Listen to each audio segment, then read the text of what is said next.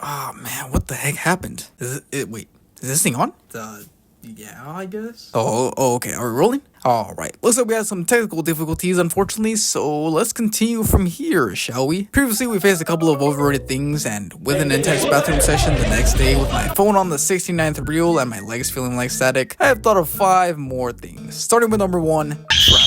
Now, recently, I've been doing a lot of traveling, visiting relatives, going to a bunch of new places, and having some fun in general. Well, it's all fun and games until you have to do a little something called pack for the trip. Constantly having to pack for trips and unpacking afterwards is never fun. And if I'm being completely honest, it's even harder when you're running on 3 hours of travel. Packing clothes, shoes, undies, 3 extra pairs of socks just in case, a tiny comb that you're probably going to use about 4 times and never use again, some head and shoulders, cause why not, and heck, might as well put a drumstick in there, cause you never know when you're going to be hungry. On top of packing for the trip, you also gotta mentally prepare for the long hours you might be having to endure just to get to where you want to go. It doesn't matter if you're traveling by plane, car, bike, tank even, you still have to travel for long periods of time. I don't know about you, but sitting in the car for 4 hours straight with one pit stop in between is hecka tiring on its own. I can't even imagine how it's like on a plane.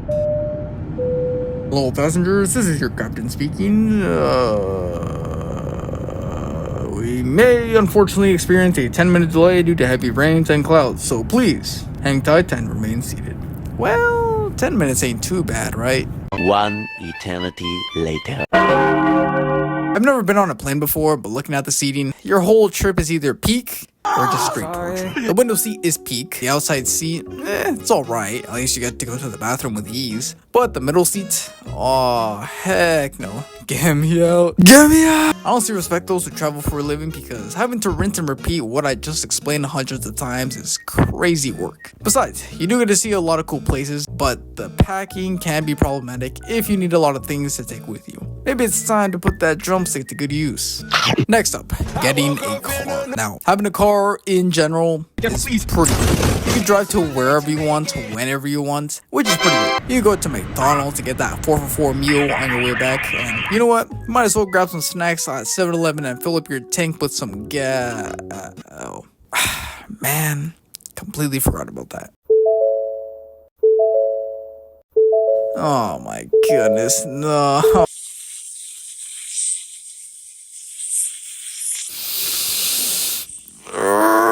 The amount of maintenance a car requires when that time comes is so nah. And that's not even the problem. What's overrated about cars is the fact that everyone wants one at a young age. Back in high school, while I was hanging out with the boys, we brought up some cars at some point during the conversation. Now, Meezies,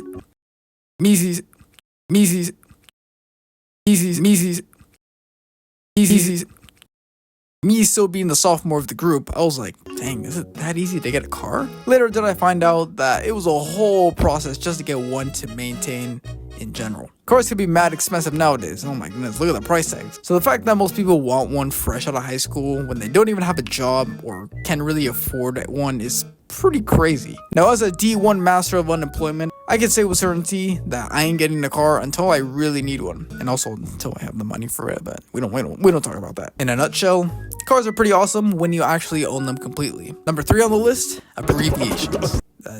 Weird turn, I know. Sweet year that we live in 2025. We're gonna speak like we used to. Tell me why we went from having such an extended speech with a lot of meaning to just whatever the heck this is. My good sir. What an exquisite accessory you have on your head there. Why, thank you, fine gentlemen. This is but an accessory called a top hat. It's a very elegant for the eyes, as you can see. Why, so it is. I may consider acquiring this fine accessory called a top hat. It is indeed very exquisite to look at.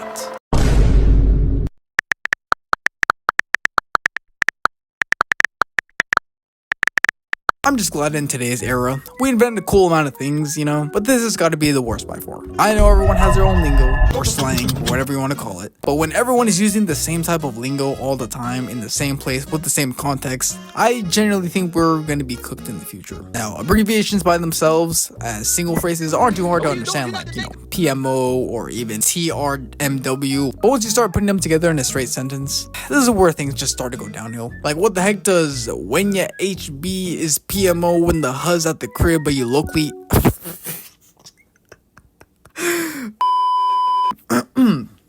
When your HB is PMO when the HUD's at the crib, but you low-key find it I don't even know how to pronounce that. Shugi. Instead and count it as a big yikes. That sentence alone probably just fried a bunch of your brain cells. I know it did to mine. And that's the reality of today. There would be those times when you're texting someone and out of the blue they're just using something called ICUTRMW. Apparently ICU tomorrow takes too long to spell out. We're living in the most advanced times, yet we seem to be moving backwards. Next up on the list, expensive clothes. A couple of days ago I went to DD's discounts, or I guess in this case we'll call them Double B's. Double B's is the best place to find discounted clothing, and constantly shopping here with my family when I was little, we decided to check it out once again. I walk inside and oh man, there's a lot of stuff to look through. Backpacks, clothes, pretty good shoes, you know. Alright, let's take a look at the clothes.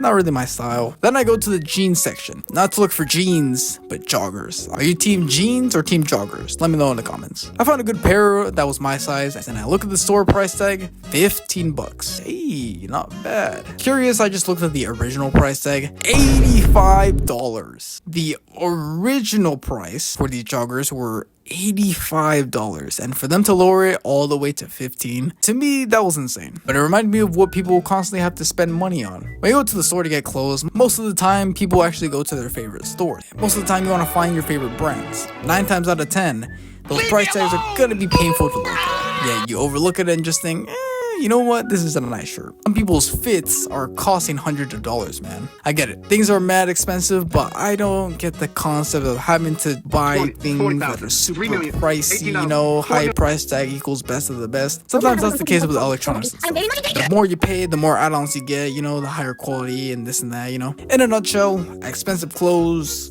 kind of mid, don't you think? Maybe I should just move on. Next up, Spotify.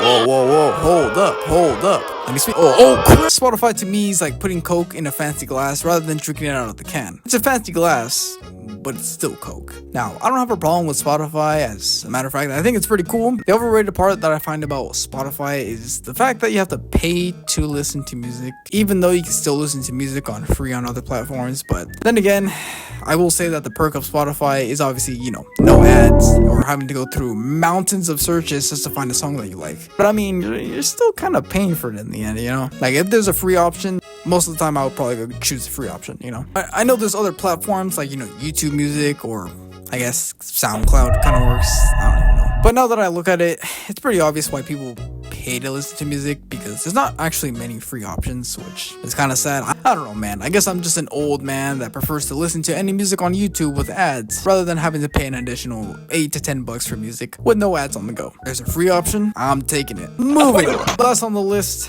Dubai chocolate. Now, I recently found out that this was in the store, and it generally looked exactly how I pictured it in my mind. Fancy, golden, and of course, chocolatey. Whenever I hear the word Dubai even uttered in a sentence, all I think is, yes, rich. This has been going around for a hot minute, and surprisingly, I hadn't actually seen these bad boys in person. Everyone is over here just glazing it like it's like the best thing they've ever tasted, and I was honestly kind of skeptical. Ain't no way this chocolate's that good. This is where that matcha era was kind of happening, where people would get matcha just for the hype of it, not actually for the taste. Some people actually like it for the taste, but the way I see it, it's probably just a trend. Honorable mention, this little girl. Bro, it's not even that cute.